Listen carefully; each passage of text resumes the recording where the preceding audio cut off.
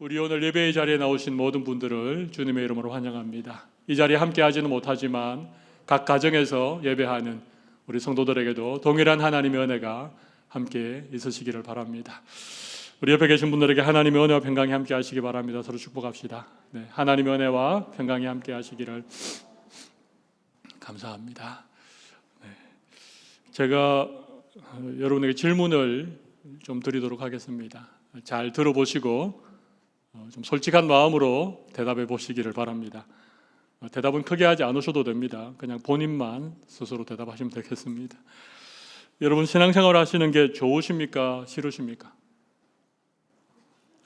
네. 예, 좋으시죠? 하나님 말씀 순종하는 것이 쉽습니까? 어렵습니까? 약간 머뭇거리시는데요. 한 가지만 더 여쭈어 보겠습니다. 주일 성수하고 11조 생활하고 또 어떤 일을 봉사하는 것 여러분 기쁘십니까? 아니면 의무감 때문에 하십니까? 아마 여러분들 각자 마음에 다양한 대답들이 있으리라고 생각합니다. 제가 예, 아니요로 질문을 드렸지만 여러분들 어떤 때에는 기쁘기도 하고 어떤 때는 즐겁기도 한데 또 어떤 때에는 좀 부담스럽기도 하고 힘들기도 하는 이런 마음들이 있으시지요. 사실 그렇습니다. 신앙생활하는 게 마냥 기쁘기만 하지 않습니다. 항상 즐거운 일일 수는 없습니다. 신앙생활할 때 때로는 어려움도 있을 수 있지요. 어떤 70대 어머니가 40대 아들을 주일날 아침에 깨우면서 예, 오늘 주일인데 교회 가야 되지 않니? 그렇게 하니까 이 아들이 교회 가기 싫은 세 가지 이유를 얘기를 합니다. 첫 번째, 주일 아침에는 늦잠을 자고 싶다는 겁니다. 두 번째, 교회 의자가 너무 딱딱하다는 겁니다. 그래도 우리 교회 의자는 딱딱하지는 않으시죠? 장의자, 나무로 만든 장의자가 굉장히 딱딱하지 않습니까? 세 번째 이유로 예배가 너무 길고 지루하다. 그래서 교회 가기 싫다. 그렇게 대답하는 이 40대 아들에게 70대 어머니가 이렇게 얘기합니다.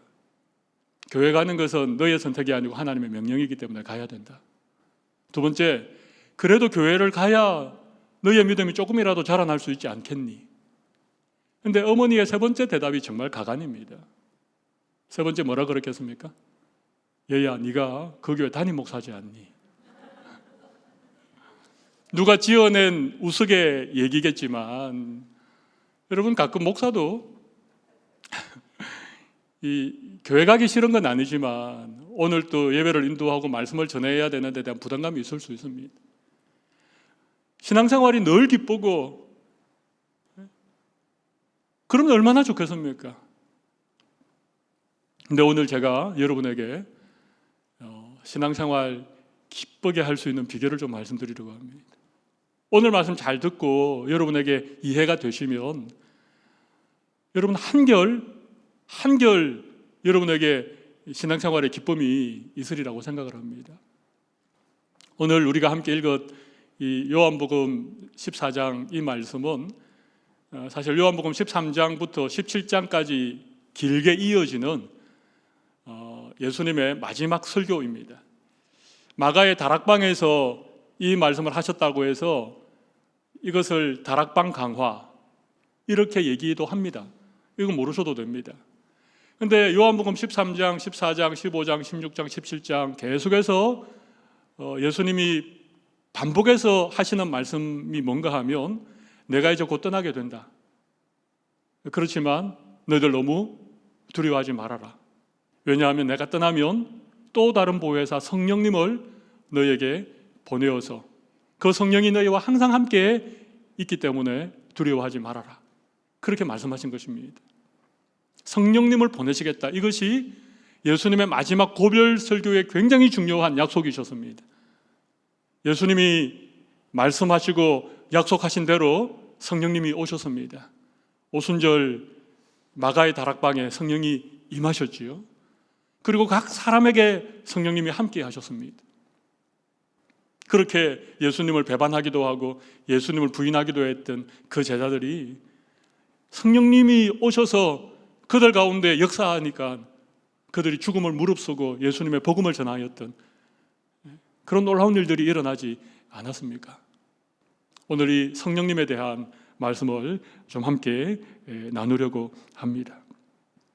또 다른 보혜사 성령님이 우리 가운데 오셔서 우리 가운데 어떤 일을 이루어 주시는가, 이런 점들입니다. 첫 번째는 영원히 함께 하기 위하여 성령님이 오신다는 것입니다. 영원히 함께 하기 위하여 성령님이 오십니다. 여러분 18절 말씀을 한번 보시겠습니까? 우리가 예배할 때 불렀던 찬양처럼 내가 너희를 고아와 같이 버려두지 아니하고 너희에게로 오리라는 것입니다. 예수님이 지금 제자들을 떠나가지만 너희를 고아와 같이 버려두지 아니하겠다, 그렇게 약속하시는 것입니다. 여러분, 하나님이 한 번도 우리를 버려둔 적이 없습니다. 구약시대에는 구름 가운데 그 성막의 지성소 위에 우리 하나님이 늘 함께 하셨지요. 솔로몬 성전이 지어지고 난 다음에는 그 성전 가운데 하나님이 늘 함께 하셨습니다. 우리 예수님은 친히 인간의 몸을 입고 임마누엘 하나님으로 이 땅에 오셨지요. 그래서 백성들과 함께 먹고 자고 그렇게 지내셨던 분이십니다. 예수님이 떠나가고 난 다음에는 또 다른 보혜사 성령님을 우리에게 보내주셔서 우리와 함께 하셨습니다. 고아와 같이 버려두지 않았습니다. 그럼 고아는 부모에게부터 버림을 받은 그런 아이들이 고아죠. 물론 자라면서 어떤 불의의 사고나 질병으로 부모님이 먼저 세상을 떠나고 나서 고아가 되는 경우도 있지만, 고아라고 하는 것은 버림받은 자녀가 고아입니다. 여러분, 누구에게 버림받았다, 그것이 얼마나 상처가 됩니까? 근데 하나님은 단 한 번도 우리를 버려두지 않습니다. 우리를 고아처럼 그렇게 버려두지 않겠다, 우리를 포기하지 않겠다, 그런 말씀이죠. 그래서 성령님이, 예수님이 떠나간 그 자리에 성령님이 오신 것입니다. 성령님이 오셔서 오늘 16절 말씀을 한번 보십시오. 거기 보면 내가 아버지께 구하겠으니 그가 또 다른 보혜사를 너희에게 주사 영원토록 너희와 함께 있게 하리니. 이 성령님이 오신 것은 우리와 함께 있기 위함입니다. 성령님이 오시는 목적이 뭐라고요? 우리와 함께 있기 위함입니다. 성령님이 우리와 함께 있는 것이 어떤 의미인가? 17절에 조금 더 자세하게 설명을 하고 있는데요. 그는 진리의 영이라 세상은 능히 그를 받지 못하나니 이는 그를 보지도 못하고 알지도 못함이라. 성령님이 오셔도 세상은 성령님을 전혀 알지 못합니다. 보지도 못하고 알지도 못합니다. 그러나 너희는 그를 아나니, 예수님이 계속 성령님에 대해 말씀하셨기 때문에 그는, 여기 그는 성령님이죠. 그는 너희와 함께 거하심이요 또 너희 속에 계시겠습니다. 16절에는 영원히 함께 하겠다 그렇게 말씀하셨는데 17절에는 너희와 함께 거하겠다 그렇게 말씀하셨습니다. 그러니까 함께 하겠다라고 하는 것과 함께 거하겠다라고 하는 것이 비슷한 의미지만 약간 다릅니다. 여기 거한다는 것은 쉽게 말하면 텐트를 같이 치고 그 텐트 안에 같이 지낸다, 그런 의미입니다. 동거한다는 말입니다. 여러분들 다 동거하는 분이 계시죠? 부부가 한 집에 같이 살고, 그죠? 아직 결혼하지 않은 자녀들이 한 집에 같이 살지 않습니까? 그러니까 거한다는 말은 그런 의미입니다. 같은 집에 함께 거하시겠다는 것입니다. 성령님이 우리와 함께 하시는 것은 우리와 집을 같이 짓고 그 집에 같이 거하겠다, 그런 얘기입니다. 놀라운 말씀이죠. 그리고 한 걸음 더 나아가서 또 너희 속에 계시겠습니다. 우리와 한 집에 사는 것도 부족해서 이제는 아예 우리 안에 계시겠다는 말입니다. 동거하시는 것과 내주하시는 것, 그런 의미입니다. 이걸 내주 동행이라고 표현할 수 있겠습니다. 내주하시면서 우리와 동행하시는. 자, 근데 우리가 사실은 이 사실을 알죠. 성령님이 우리와 함께 하시고 우리 안에 계신다. 이거 우리 많이 들어왔고 또 그렇게 믿고 있는데 성령님이 우리 안에 계신 게 과연 어떤 의미겠습니까? 하나님은 우리와는 다르시죠. 우리는 3차원의 존재지 않습니까? 한 육체에 한 인격이 깃들어 있는. 근데 하나님은 3차원이 아니십니다. 하나님은 무소부재하신 분이십니다. 온 우주에 충만하신 분이 하나님이십니다. 하나님이 계시지 않는 곳이 있겠습니까? 없습니다. 하늘 위로 올라가도 바다 끝에 자리를 펼쳐도 하나님 그곳에 계십니다. 이걸 하나님의 무소부재 혹은 하나님의 편재성이라고 얘기하는데, 그런 의미에서 하나님이 어디에나 계시니까 우리 곁에도 계시고 우리 안에도 계신다. 그런 의미로 예수님이 지금 성령님이 너희와 함께 거하시겠고 너희 안에 계시겠다 그렇게 말씀하시는 것일까요? 그렇지 않습니다. 여러분, 이 말씀은 성령님이 인격적으로 우리와 함께 하시고 성령님이 인격적으로 우리 안에 계시겠다 그런 얘기입니다. 그리고 이 인격적인 성령님은 우리 한 사람 한 사람과 1대1의 개인적이고 인격적인 관계를 맺으시기 원하십니다. 여러분, 이 땅에 인구가 70억 명이 넘고 그리스도인들도 한 20억 명이 넘지요. 그러면 이 20억이 넘는 그런 수많은 그리스도인들과 하나님이 다 일일이 관계를 어떻게 맺겠습니까? 그죠? 그러니까 하나님도 바쁘실 거 아닙니까? 내가 뭐라고 기도하는데 하나님이 막 다른 사람들이 하는 기도 때문에 내가 하는 기도를 하나님 좀 못 들을 수도 있을 것 같은, 또 내가 하는 어떤 일들이나 어떤 행동들을 그냥 하나님이 별로 관심 없어 할 수도 있을 것 같은 느낌이 우리에게 들죠. 근데 그렇지 않다는 것입니다. 지금 성령님이 우리 가운데 오시고 우리와 함께 거하시고 우리 안에 계시겠다는 말은, 다시 말씀드립니다, 성령 하나님께서 우리와 1대1의 개인적이고도 인격적인 관계를 가지고 계신다, 그런 의미입니다. 그런 의미입니다. 성령님이 우리 안에 오시면 어떤 일이 일어나겠습니까? 갑자기 막 사람이 변해버리겠습니까? 성령님이 우리 안에 오시니까 갑자기 막 안 하던 말을 하고 안 하던 행동들을 하고 그렇게 하겠습니까? 그렇지 않습니다. 귀신은 어떤 사람에게 귀신이 들리면 어떻습니까? 귀신은 그 사람의 인격을 짓밟아 버립니다. 맞죠? 그래서 귀신 들린 사람 보면 막 이상한 말을 하고 목소리도 변하고 완전히 딴 사람이 되어버립니다. 인격을 파괴시켜 버리는 것이죠. 귀신이 마음대로 그 사람을 지배해버리는 것은 귀신 들림입니다. 근데 성령님은 인격적인 분이기 때문에 그렇지 않습니다. 성령님은 우리를 존중해 주십니다. 우리를 인격적으로 대우해 주십니다. 특별히 성령님은 오랫동안 기다려 주십니다. 우리 가운데 오셔도 우리가 성령님을 받아들이고 그분을 인정하고 성령님과 인격적으로 조금씩 교제하고 알아가기를 성령님 원하신다는 거예요. 왜? 성령님은 인격적인 분이시고 우리의 인격을 존중해 주시기 때문에 그렇다는 것입니다.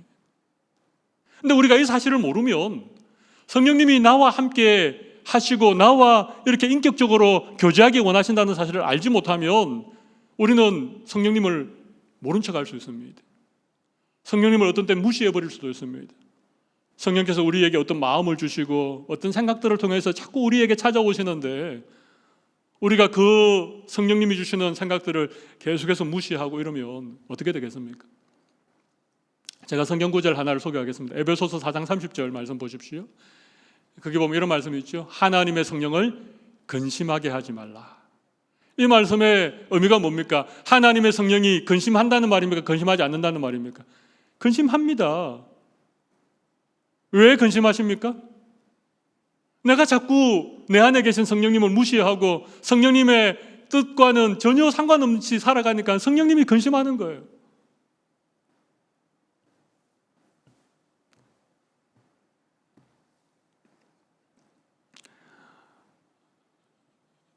데살로니가 전서 5장 19절에는 20절에는 성령을 소멸치 말라 이런 말씀도 있습니다. 성령을 소멸치 말라. 여러분, 성령이 소멸된다는 것은 우리를 떠난다는 말씀은 아닙니다.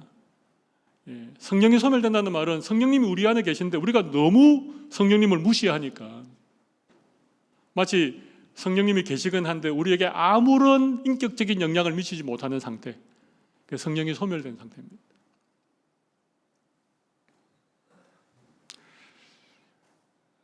설명이 조금 길어졌습니다만은 성령의 내주하심은 우리와 1대1의 개인적인 인격적인 관계를 가지시는 것, 그게 성령의 내주하심입니다.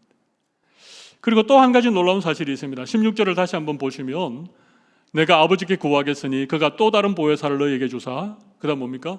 영원토록 너희와 함께 있게 하리니. 성령님이 우리와 함께 계신 것은 일시적인 게 아닙니다. 우리가 막 성령 충만하고 우리가 믿음이 뜨거울 때에는 우리 가운데 계시다가 우리가 믿음이 냉랭해지고 열심히 식어지면 우리를 떠나는 분이 아니라는 얘기입니다. 성령님은 우리에게 영원히 함께 하시는 분이십니다. 결코 우리를 떠나지 않는 분이시다. 영원히 우리와 함께 하신다는 것입니다. 그럼 성령께서 이렇게 우리에게 오셔서 우리와 함께 하실 때에 우리가 누리는 평안이 있습니다. 우리에게 주시는 평안이 있습니다. 그 평안에 대해서 요한복음 14장 27절에는 우리가 잘 아는 이런 말씀으로 예수님이 약속하고 계십니다. 평안을 너희에게 끼치노니 곧 나의 평안을 너희에게 주노라. 내가 너희에게 주는 것은 세상에 주는 것과 같이 아니하니라. 너희는 마음에 근심하지도 말고 두려워하지도 말라. 그죠? 성령님이 우리 가운데 오셔서 우리에게 주시는 것이 평안이라고 하는 것입니다. 그 평안은 세상이 주는 것과 같지 않은 것입니다. 세상 사람들이 알 수도 없는 그런 평안이 우리에게 주어진다는 거예요. 왜? 성령님이 우리 가운데 계시기 때문에 우리가 누리는 평안이라고 하는 것입니다. 여러분, 근심할 일도 많고 두려운 일도 많은 지금 우리가 살아가는 세상 가운데 여러분의 마음에 평안이 있으십니까? 이런 평안이 있으시기를 바랍니다. 제가 매번 주일마다 설교를 시작하면서 하나님의 은혜와 평안을 늘 여러분에게 그렇게 축복하는데 이유가 있습니다. 예수 믿는 성령님이 함께 하시는 그런 삶에는 이런 평안이 있기 때문에 그렇습니다. 성령님이 오시는 첫 번째 이유는 뭐라고요? 영원히 함께 하시기 위해서입니다. 두 번째 이유가 있습니다. 두 번째 이유는요, 가르치고 생각나게 하시려고 성령님이 오십니다. 성령님이 우리 가운데 오시는 두 번째 이유가 뭐라고요? 가르치고 생각나게 하신다는 것입니다. 무엇을 가르치고 무엇을 생각나게 하시겠습니까? 그럼요, 예수님이 하셨던 말씀, 하나님이 하시는 말씀을 가르치고 말씀을 생각나게 하시는 것입니다. 우리 오늘 본문 17절을 잠깐 봅시다. 그는 진리의 영이라 이렇게 말하고 있죠. 진리의 영입니다. 성령님은 진리의 영입니다. 그리고 14장 26절을 한번 보시겠습니다. 보혜사 곧 아버지께서 내 이름으로 보내실 성령, 그가 너희에게 모든 것을 가르치고 내가 너희에게 말한 모든 것을 생각나게 하리라는 것입니다. 성령님이 진리의 영이신데 그 성령님이 하시는 일이 가르치고 생각나게 하는, 예수님이 하신 말씀을 가르치고 예수님이 말한 모든 것을 생각나게 하시는 바로 그분이 성령님이라고 하는 거예요. 여러분, 성령은 진리의 영이시죠. 진리의 영. 그래서 세상은 그를 알지도 못한다 그랬죠. 그를 받지도 못한다 그랬습니다. 왜 세상이 성령을 알지도 못하고 성령을 받지도 못하는가 하면 세상은 거짓되기 때문에 그렇습니다. 세상에는 위선적인 사람들이 너무 많기 때문에 그렇습니다. 진리의 영이신 성령이 우리 가운데 오시는데 우리 안에 거짓과 위선과 이런 것들이 가득 차 있으면 사실 성령님이 우리에게 오실 수 있겠습니까? 진리의 영이신 성령께서 우리 가운데 오셔서 가르쳐 주신다는 거예요. 가르친다는 것은 이런 의미입니다. 무엇이 참인지 거짓인지 그걸 가르친다는 거예요. 무엇이 참인지 무엇이 거짓인지 그걸 분별하도록 하는 분이 성령님이십니다. 어떤 것이 악인지 어떤 것이 선인지 이걸 누가 가르쳐 준다고요? 성령님이 가르쳐 준다는 것입니다. 하나님의 뜻이 무엇인지, 하나님이 기뻐하시는 일이 무엇인지 이런 걸 우리에게 가르쳐 주는 거예요. 성령님이 가르쳐 주지 않으면 우리 어떻게 하겠습니까? 내 어떤 경험, 내가 배웠던 지식, 여러 가지 상황들, 이런 것들만 가지고 우리는 어떤 것을 선택하고 어떤 일을 결정하게 됩니다. 그러니까 우리 잘못될 수 있지요. 성령님이 가르친다는 것은 다른 것이 아닙니다. 무엇이 하나님의 뜻인지를 가르쳐 줍니다. 특별히 기록되어진 하나님의 말씀을 해석하고 이 말씀의 의미가 무엇인지를 깨닫게 하시는 그 일도 누가 하시는가 하면 성령님이 하십니다. 기록되어진 하나님의 말씀을 해석해 주시고 이 말씀의 의미를 깨닫게 하시는 그 역할을 성령님이 하신다는 거예요. 베드로 후서 1장 20절 21절 말씀을 한번 보시겠습니다. 먼저 알 것은 성경의 모든 예언은 사사로이 풀 것이 아니니 예언은 언제든지 사람의 뜻으로 낸 것이 아니요 오직 성령의 감동하심을 받은 사람들이 하나님께 받아 말한 것임이라. 성경의 예언은 사사로이 풀면 안 됩니다. 그죠? 왜냐하면 성경이라고 하는 말씀 자체가 성령으로 감동되어진 사람들이 하나님께로부터 받아 말한 것이기 때문에 이 말씀을 해석하시는 분이 누구라고요? 성령님이십니다. 그래서 우리 말씀 읽을 때에 성령의 도움을 구해야 됩니다. 성령께서 가르쳐 주십시오. 성령께서 이 말씀의 의미를 깨닫게 해 주십시오. 그리고 또 한 가지는 생각나게 하시는 것입니다. 그렇죠? 예수님이 말한 모든 것을 생각나게 하시는 분이 성령님이십니다. 여러분, 예수님은 제자들에게 많은 말씀을 하셨습니다. 3년 동안 많은 말씀을 하셨는데 예수님이 떠나고 난 다음에 복음서가 기록이 되어졌지요. 그렇죠? 근데 예수님이 말씀하실 때마다 누군가 열심히 기록한 사람이 있었겠습니까? 아니면 노트북을 들고 다니면서 다 입력을 했겠습니까? 그렇지 않을 가능성이 많습니다. 그런데 예수님이 떠나고 난 다음에 복음서가 기록되어질 때에 성령 하나님께서 각 사람의 마음을 감동시키시고 예수님이 하신 말씀들을 생각나게 하셔서 복음서가 기록된 것입니다. 이게 생각나게 하신다는 것은 그런 의미가 1차적으로 있습니다. 근데 그런 의미뿐만 아니라 성령님이 예수님이 말씀하신 모든 것을 생각나게 하신다는 의미는요, 오늘을 살아가는 우리들에게 동일하게 말씀을 생각나게 하시는 역할을 성령님이 하신다는 것입니다. 여러분, 어떤 상황 가운데 여러분에게 생각나는 말씀이 있습니까?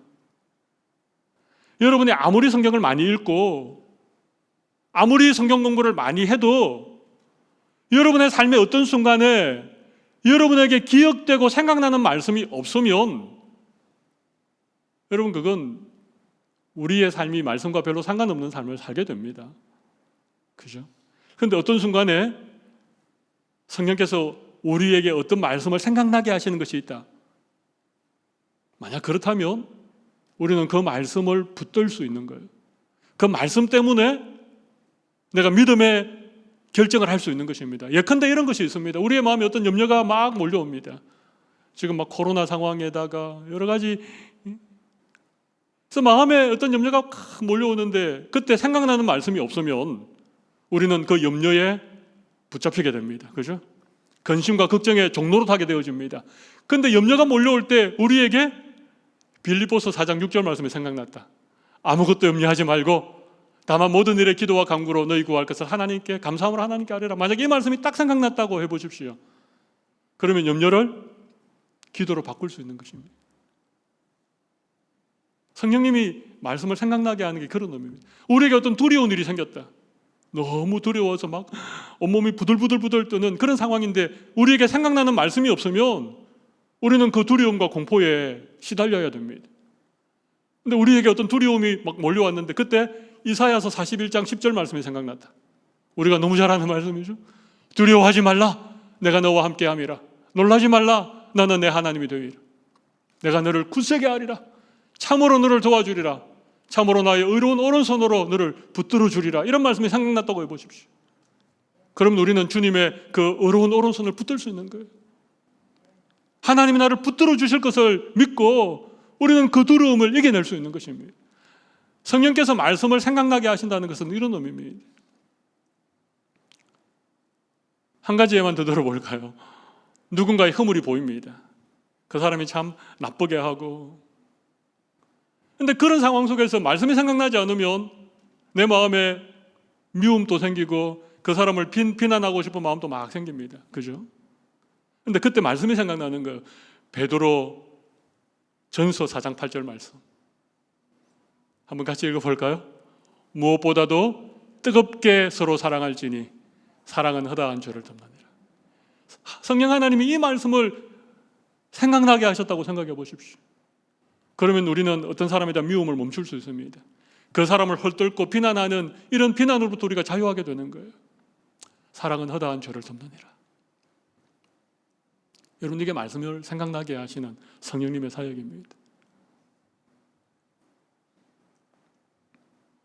그래서 우리가 이 험한 세상을 살아가는 동안 하나님의 말씀을 붙들 수 있는 것입니다. 그렇죠? 하나님의 말씀이 내 삶의 빛이 되고 내 길의 등이 되는 그 말씀 때문에 우리가 믿음으로 살아갈 수 있는 은혜를 성령님이 주시는 것입니다. 성령님이 하시는 너무 중요한 일입니다. 뭐라고요? 말씀을 가르쳐 주시고 말씀을 생각나게 하신다는 것입니다. 이런 성령님의 은혜가 우리 모든 성도들에게 함께 하시기를 간절히 바랍니다. 한 가지 마지막으로 더 생각해 볼 게 있습니다. 세 번째 성령께서 하시는 중요한 일 가운데 하나는 사랑하고 순종하게 하시는 것입니다. 사랑하고 순종하게 하는 것입니다. 우리 오늘 15절 말씀을 보십시오. 너희가 나를 사랑하면 나의 계명을 지키리라. 너희가 나를 사랑하면 나의 계명을 지키리라. 마지막 21절 말씀. 나의 계명을 지키는 자라야 나를 사랑하는 자니 나를 사랑하는 자는 내 아버지께 사랑을 받을 것이요 나도 그를 사랑하여 그에게 나를 나타내리라. 자, 예수님을 사랑하면, 하나님을 사랑하면 하나님의 계명을 반드시 지켜야 됩니다. 그죠? 네. 이 사랑과 순종은요, 동전의 양면과 똑같습니다. 손등과 손바닥과 똑같습니다. 이 두 가지는 항상 같이 있어야 됩니다. 사랑하는데 순종하지 않는다, 그럴 수 없습니다. 순종하는데 사랑하지 않는다, 그건 사랑하는 게 아니고 의무감입니다. 이 사랑과 순종은 같이 가야 됩니다. 여러분, 사랑이 먼저일까요? 순종이 먼저일까요?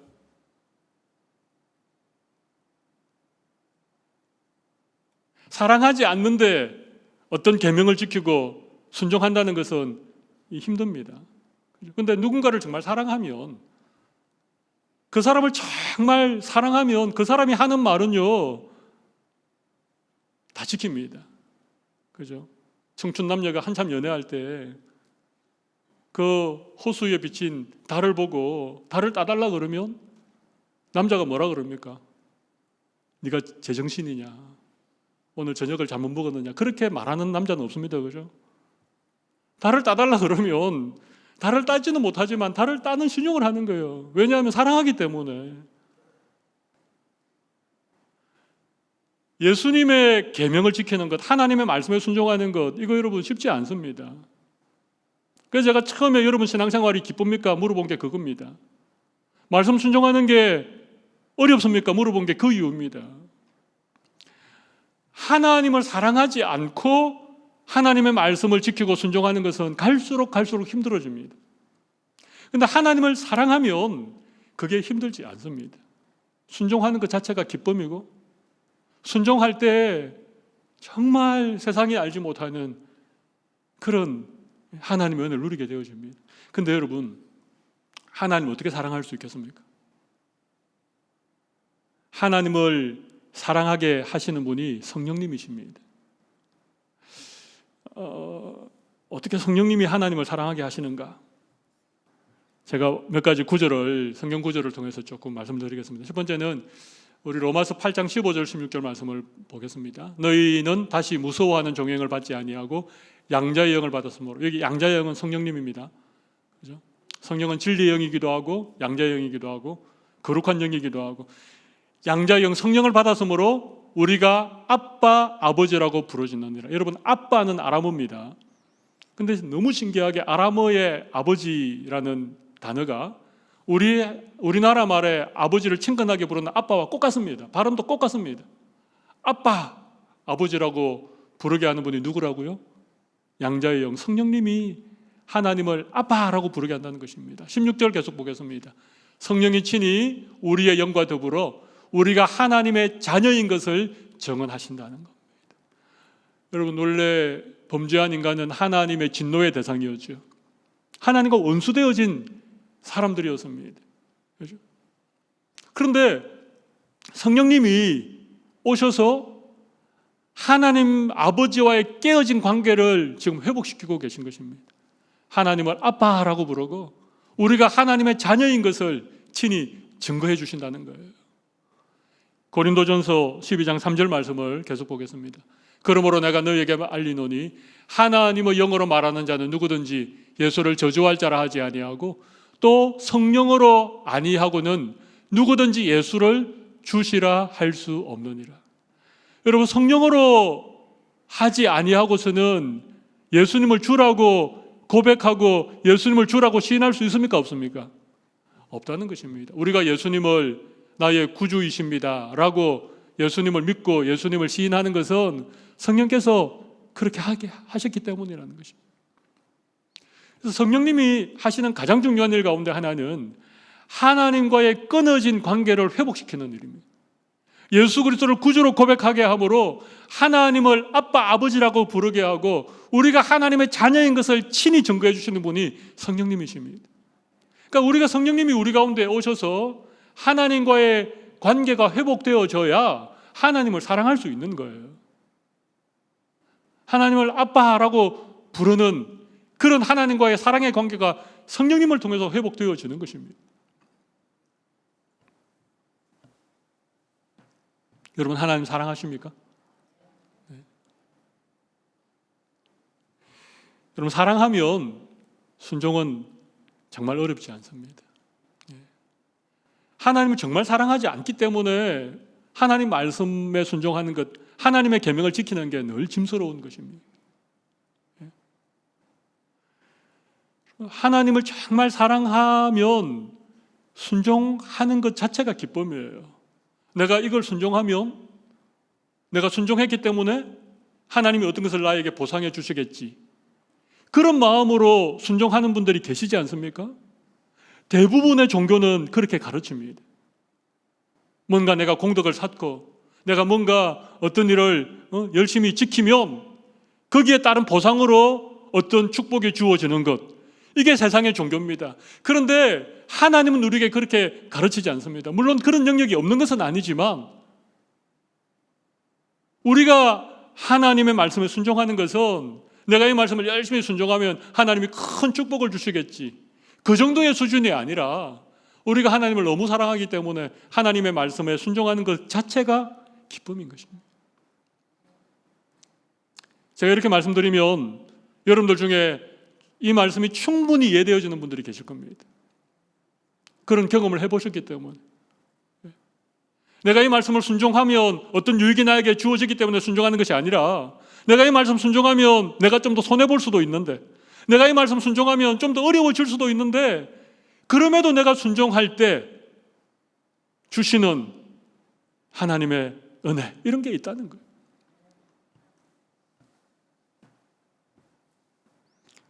순종 그 자체가 그냥 우리에게 가장 가치 있는 일이고 순종 그 자체가 그냥 내 신앙의 목표가 되는 것입니다.